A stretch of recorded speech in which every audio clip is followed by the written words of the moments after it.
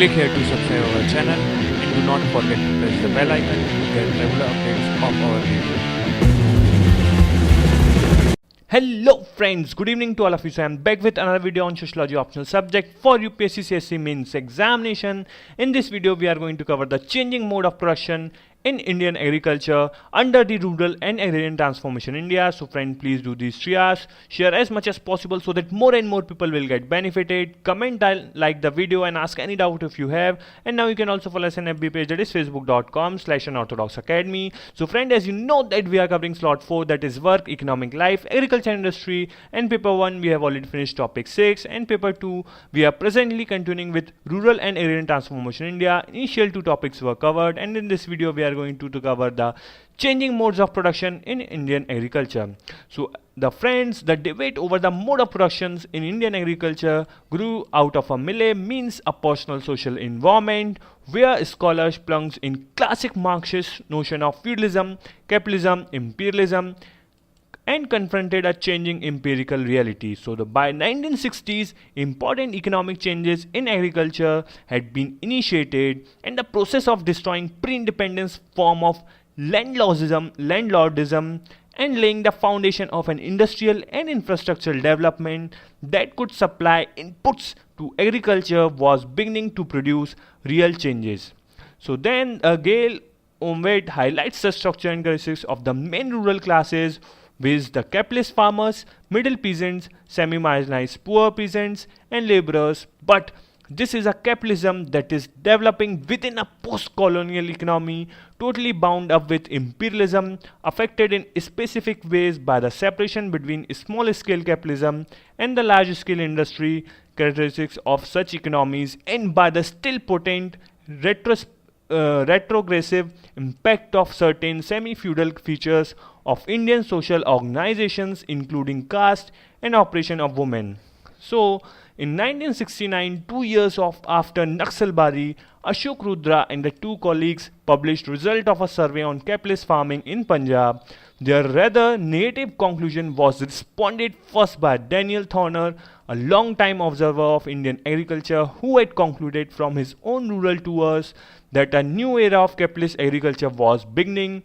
And in 1971, Utsa Patnaik supported Thorner from her own study of 1969 that a new capitalist farmer class was indeed beginning to emerge. So clearly the mode of production debate was provoked by real changes occurring in Indian agriculture, expressed politically in the Naxalbari revolt, new organizing of agricultural laborers, and the repression of this organizing by the rural elite as symbolized in 1968 Kilvenmani massacre in Tanjore, Tamil Nadu, first of a long series of atrocities on Harijans. So most of the important economic changes in agriculture can be said to date from 1960s, when the process of destroying the pre-independence form of landlordism and laying the foundation of industrial and infrastructure development that could supply input to the agriculture was beginning to produce real changes. So in fact of the mode of productions, debate centered more on the colonial period than on analyzing whether a qualitatively different process was at work in the post-colonial phase. So 10 years later, many things seemed much clearer. To begin with, not only have the patterns that could be seen in outline in 1968-69 developed much further, but there is a more data available to confirm them. So these include not only more villages and regional studies, but also massive all India government material, the census and the agriculture census of 1971, the National Sample Survey and the All India Debt and Investment Survey, whose jointly conducted 1971 survey of 12,452 villages is perhaps the most quoted source of informations. The Rural Labour Inquiry of 8,502 villages in 1974-75, to mention only the most important. So the 1971 was sufficient to reflect the basic pattern of changes in Indian agriculture. Further, data on production itself, such as productivity, crop patterns, irrigation, investment, and credit, use of tractors, fertilizers, and improved seed, etc., is available for much recent years.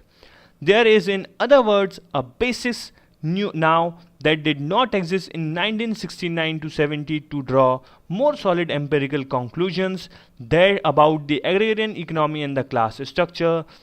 Though there are still important gaps in our knowledge and the state of theory, politically also the classes that observers were barely discerning in 1970, a kulak or capitalist farmer class and the rural semi-proletariat of agricultural laborers and poor peasants are now coining forward as clearly powerful rural actors, though not in forms predicted in 1970. So the capitalist farmers were the main forces behind the farmers' agitation during 1980s who were dominating the rural political scene. It is no accident that these agitations were centering in the more capitalistically developed regions, that their main demand for higher crop prices itself indicates the commercializations of the rural economy, and that in contrast to pre-independent peasants movements, they are not directed against any rural exploiter, but rather seek to unite all peasants with any ideology that claims the city is exploiting the countryside. So thus they show the kulaks, or basically the capitalists, on the offensive against the industrial bourgeois and seeking to bring other sections of the rural populations under their hegemony, with some success in the case of middle peasants and even among the poor peasants, especially where the left parties were there to help them. So on the other hand, the increasing incidence of atrocities against Harijans and caste riots, especially those in early 80s Marathwada in Gujarat, which raged in both rural and urban areas, shows the capitalist farmers on the offensive against the rural poor. It is again no incident that the most mass explosions and campaigns, including that centering on Kanjwala, have been in more capitalist areas and using a weapon whose potency had also been hardly in early days of independence, the weapon of caste division. So it is symptomatic of 1980s dilemma that the question, will the green revolution turn into a red one, is being replaced by, will the caste war turn into a class war? So as for the rural poor themselves, agricultural laborers, poor peasants, contract laborers and the migrants, whether Dalits, Adivasis, Muslim or caste Hindus, have also been constantly struggling and asserting their rights, sometimes as worker, sometimes for wage or land, sometimes also as an oppressed caste, nationalities or women struggling for their right as human being. So though their movements so far have been comparatively weak and divided, and most weak and divided precisely in the more capitalist areas, they provided a hint of what might come once they really begin to organize. So now we see the process of transformation of Indian agriculture. So after independence, government not only focused on building up of heavy industry, a public sector in the infrastructure that included dams, roads and other forms of transportations, but also a series of land reforms and various villages development. So basically there are two stages of development. The first stage, the Zamindari Abolition Act and the Tenancy Acts were passed in various states in 1950s. This did not give land to the landless or land poor. They were not intended to. They allowed landlords to retain huge amounts of land, usually the best land, and are paid generously for what was taken away. And they resulted as often in poor tenants being expelled from the land as in richer tenants getting control of the land. But they did not achieve by and large the main effective slogans of the Kisan Sabha movement, that of giving land to the tenants. So they deprived big landlords to a large degree of their village power, pushed them to turn to farming through hired labor and investing in land. Here compensations money also helped and laid a basis for the bigger tenants and rich peasants, cultivators to come in power in the village and develop as capitalist farmers. So the land concentration as much was little affected by the acts. It should be remembered there is both feudal land concentration and capitalist land concentrations, and these acts struck only at the first type, but as a basis was laid for the emergence of a new class in the countryside, bigger and more broad-based than the old landlords, composed in a part of some old landlords but numerically more of ex-tenants and rich peasants. This class was new in its relation to the land.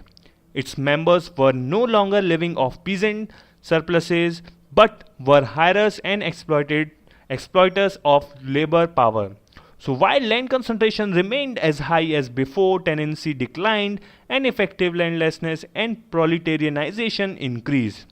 So the second phase started with the Land Ceiling Act that began to be passed from 1961 onwards, were very different from the Zamindari Abolition and Tenancy Acts. They were designed to give land to the landless and were not simple anti-feudal reforms, but rather challenged the land property as such, whether capitalist or feudal. So along with anti-feudal land reforms came programs to increase productions. From very beginning, the Indian ruling class had seen its starts to building capitalism as including both the development of heavy industry and of fostering and transforming the small-scale sector which centered on agriculture. So development often seemed low and halting, but the governments did invest from 1950s onwards in irrigation, dam building, promoting new seeds and improved breeds long before the Ford Foundations and international agencies came along with their package programs and the Green Revolution. The spread of education, cooperative credit societies, land development banks, sugar cooperatives, agriculture universities all played a role. One of the most significant steps was the bank nationalization of 1969, which had the effect of channeling an increased share of credit to the countryside, perhaps more important than any specific programs or the whole Green Revolution package was the increasingly ability of the new Kulak class, or basically the capitalist class, to claim an increasing share of government resources for itself, especially after 1965. And government programs and funds played an essential role in helping the new class to increase its productive base. So finally, on the political side, the new institutions of Panchayati Raj, credit cooperatives, and educational institutions, Mahila Mandals and similar villages development institutions all helped the new class maintain its hegemony in a new way over the increasingly proletarianization and the restless rural majority. So all these development took place very unevenly, for India is a vast and highly varied land, a subcontinent that has become a nation. In areas of Raiyatwari settlement, where strong peasant or anti-caste movements occurred, it proved easier to move against landlordism and consolidate the gains of the new Kulak class, that means capitalist class. Thus, South and Western India and the Northwest shows on the whole a clear prevalence of capitalist relations of production. This does not necessarily mean a greater development of the productive forces. The South remains poorer even today, while Punjab and Haryana, where investment in agriculture has been high even from British times, maintain their lead in production. So in contrast, the East, Northeast and Central regions remains backward with a significant amount of semi-feudal relation of production. Within these broader regions, within states and even within districts, tremendous differences remain. But on the whole, a growth in the agriculture productions and the transformation of the agrarian relation of productions, in short, the development of capitalist agriculture, even though it remains a backward capitalist structure with tremendous hangovers of the feudal relations and the remnants, so which has characterized the India countryside since independence. So thank you guys for listening and watching this video. Thank you.